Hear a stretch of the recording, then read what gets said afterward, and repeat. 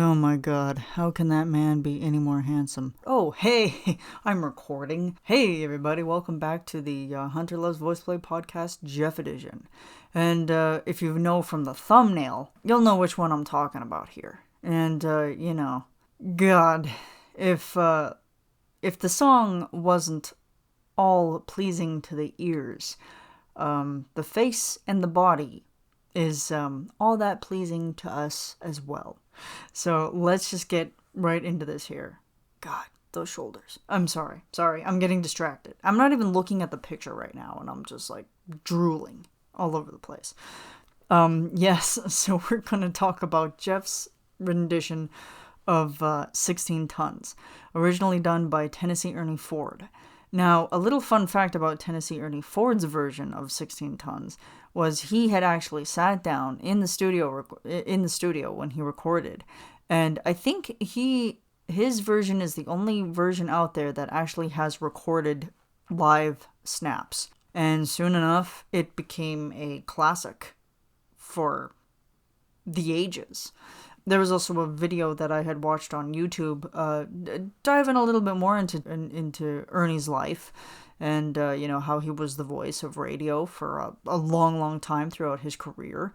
And the guy could sing. The guy, he kind of did it all, really. A very simple dude. And whenever I say Tennessee Ernie Ford, people look at me weird, and it's like, you don't know 16 Tons? I mean, come on. It's a good song. So we're going to get into Geoff's version here now.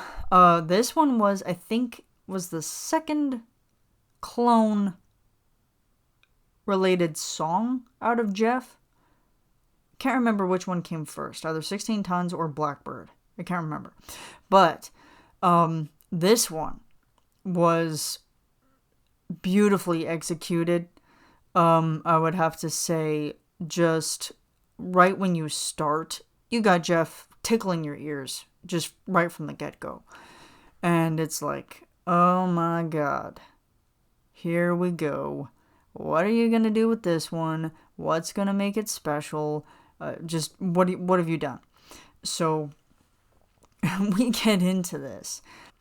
He just starts out with the first verse, and there's, it's his reimagining of it. And I get distracted by the 4 gorgeous clones that are in this whole thing.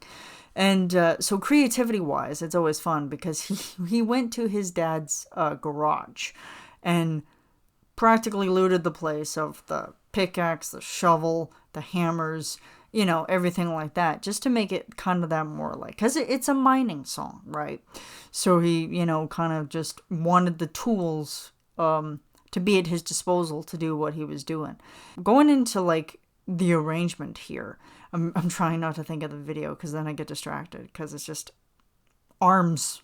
But creatively, he's really took his attention to like kind of the heavier cello kind of bass line.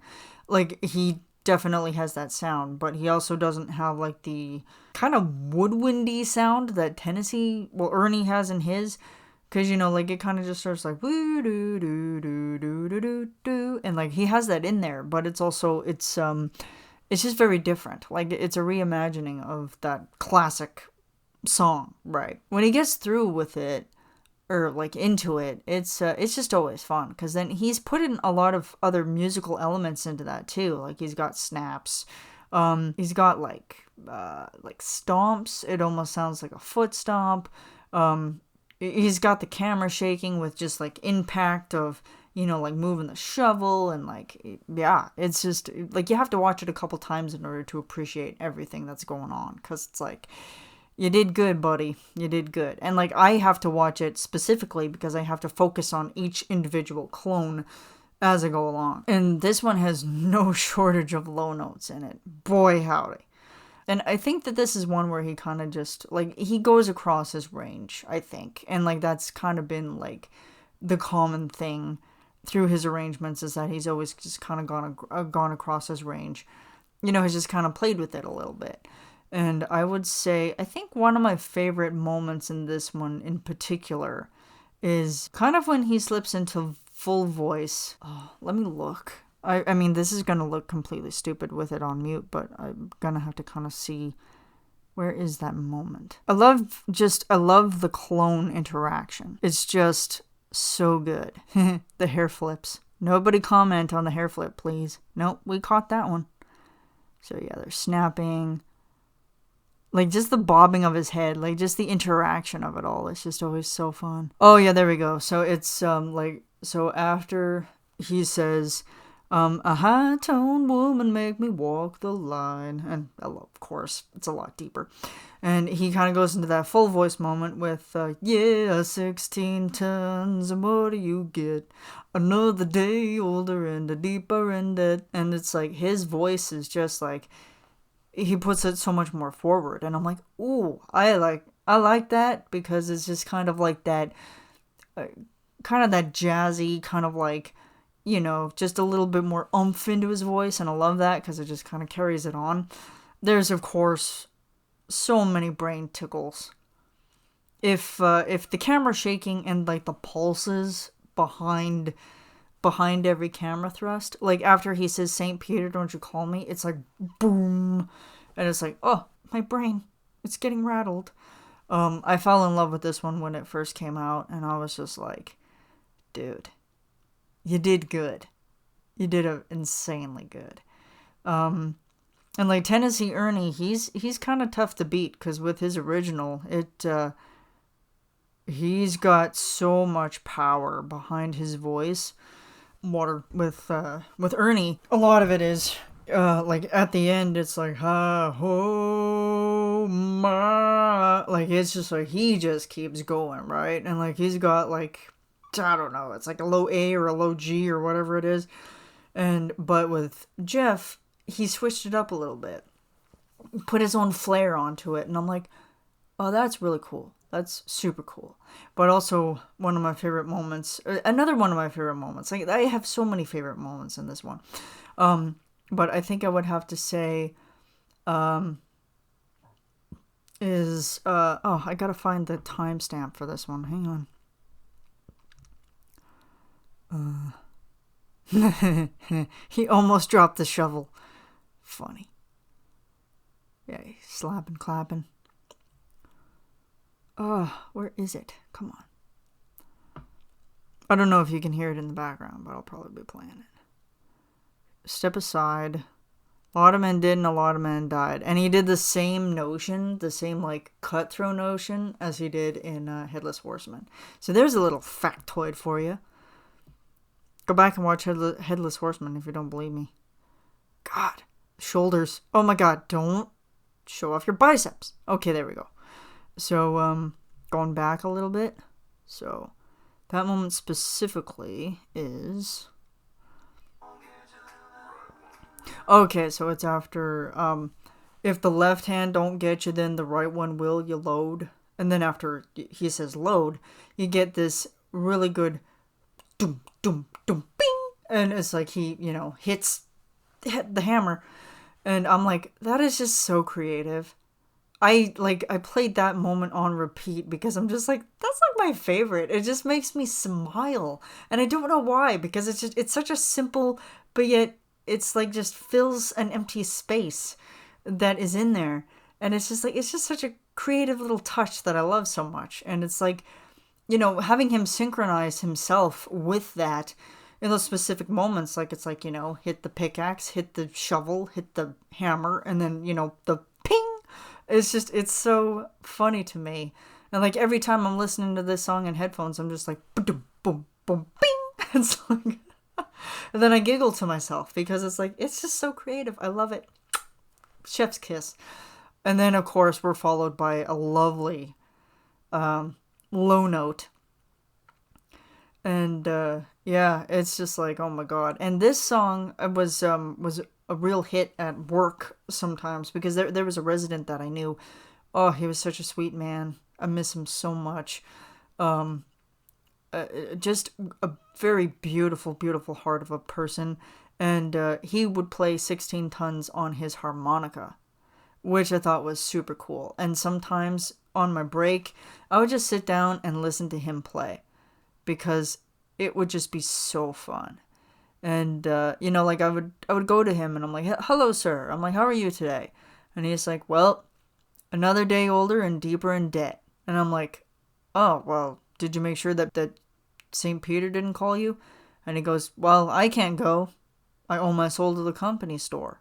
And I'm like, Tennessee Ernie. And he's like, I'm so proud that you know that. And I'm like, well, I mean, I'm glad that I'm getting introduced to some of the older classics, because music today isn't really what I consider it to be anymore. And that's saying a lot because I'm kind of one of those younger generations, but it's like I listen to music today and I'm like, what on earth is this? But, at the same time, I'm kind of biased about it, I would say.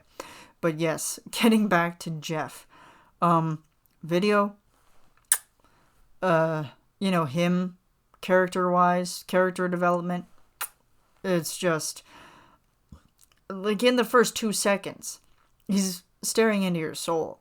So it's like, oh shit. It's like, here we go. He's looking into my soul. I'm not gonna have one. It's like, my soul will be owned to this company store by the end of this.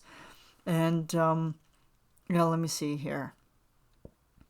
It's like another day older and a deeper in debt. St. Peter, don't you call me, 'cause I can't go. And then it's like we stop at the end, and then he goes into the ending. And then it's like, oh my soul. And like, he's like he's like sing-songing his way all over the place. And like he gets down into the low, whatever the frick that is. I have to look. I have to look at one of the low note lists that people are so generous to put onto these videos, because it's like, it gets muddy for me, but I love it so much. Because, like, again, when you listen to Ernie, he's just got that power in his voice. Like, he's just got it, like he's just got it there. But Geoff is like, I'm gonna take it down a couple notches. And sure enough, he took it down a couple notches. And it rattles my brain. And it's just always, it's so good. It's so, so good. I think out of my favorite, like if somebody was to ask me what is like my top favorite Geoff Castellucci covers, I'd have to say Shenandoah. It makes me cry every time. 16 Tons, because goddamn. And High and Dry, definitely, because oh my god. But yeah, 16 Tons, it's super fun, super catchy. I think it was probably one of the ones that got the most like playtime on my phone when I actually put it on my phone. And I would just, listen to it over and over and over. And like once I got the karaoke tracks out of Patreon, support the guy on Patreon. You're missing out on a lot of good stuff over here, like seriously. But yeah, the karaoke version was fun because it's like you hear nothing for the first couple seconds and then you just hear all the tapping of like the hammers and everything, and it's like, oh, okay. It's like there is sound to this. It just takes a couple seconds for me to get into it. But yeah, it's like I wouldn't say it was like a cello, but it kind of was like a guitar kind of sound. Like it's in the lower end of things. And like it's just like boom ba dum boom boom boom boom ba dum boom boom boom boom ba, and it's like, oh, that's just catchy. Like I appreciate that so much, and I love that so much. Hey, it's always good at the end of the day, because sometimes, the days can get long, and sometimes I'm like, I feel like I just came out of that mine. Like, it's just, like, it's just why? Like, it's like my soul has been owned to the company store, because it's like, I'm another day older, and I have nothing to show for it. But, yes. And can we go back and just talk about him for a minute? He was saying in the comments that he had to go to the gym and work on his spaghetti arms. And I call bullshit. Flat and simple. I call bullshit. Because he's got bigger arms than I do. But then again, he is a man and he's a lot bigger and stronger than I am. So he already has, a couple of fronts. But I'm like, dude, you got no shortage of muscle in those arms. Like, give yourself a little bit of credit because, you're a dad, you're a husband, you're trying to fit in a good exercise routine when you're not wrangling your son all over the place. And, working on music 24% or 24%. No, it's like 90% of the time. So it's like, and plus, I think you already got a very good background with your physique because of pole vaulting all those years ago. I've seen those abs. So, yes, Geoff has abs. Caesar's even has even confirmed it. So, God, he's gorgeous in that video. Not just in voice, but also in just looks as well. And I think it worked well for him because he wanted to have like that, the sweaty miner dude that's been working, he's been working his whole life. And it was interesting too because I think a lot of people had brought up, what was the other song that people had brought up that they wanted him to do, but also, it was Old Man River. But that one nowadays probably won't be able to be possible because of just the background regarding it. Not to say that it couldn't be done, but I think he would just be afraid to go ahead and do it because of, maybe he might get a little bit of flack if he was to do it. His voice would be perfect for it, but the lyrics and, the backstory of it is a little bit not appropriate by today's standards. It had its day in the sun, and now it just has to be laid to rest, as all good things do. But yeah, that's a good song too. It's a good one. And same with Big Bad John, I love Big Bad John. I mean, if he could just, I know he's walked away from mining songs for, the moment, but it's like, he could just do those almost all day. And I probably would never get bored. But then again, with anything that Geoff does, I don't get bored with it. Whether it be with Voiceplay or by himself. It's like, he always keeps me entertained. And there's never been something that I'm like, I'm bored. I'm going to change this. But, yeah, it's like, the ending is just this rumble of his voice. And it just, the first time I heard it, I think I'm glad that I was sitting down because I was like, it broke me at first. It gave me those audible goosebumps. And I was sitting there and I'm listening to it and the ending comes and I'm like, oh boy. I'm like, here we go. That did it. That's the ending. Because I was like, well, I was trying to think to myself, I'm like, well, what did Ernie do? What did Ernie sound like? And then I kind of went back and I listened to Ernie before I listened to this one. And I'm like, holy crap. I'm like, he took Ernie and put it down a couple octaves. And here I'm thinking, I'm like, there's no way that could have ever been possible, but it was possible. And he just made it sound like he did those on a daily basis. He made it sound so easy. But it's not. It's not easy. And it's just a beautiful, beautiful job by Geoff on this one. This one's at the top, Because it's awesome. It's amazing. It's super, super, super cool. And, whoops. I hit my microphone. Yeah, I think that about sums it up for this one. I apologize if I was not that entertaining today. I didn't get a whole lot of sleep last night, so I've been napping off and on today, trying to get my energy back. Life and things keeping me up at night, but yeah, other than that, thanks for listening, you guys. Go check out 16 Tons. Go check out Geoff's Patreon page. Thank you guys for coming back to the YouTube channel and watching the podcast. It's people like you that make these videos possible. Your feedback. I'm always looking at the comments.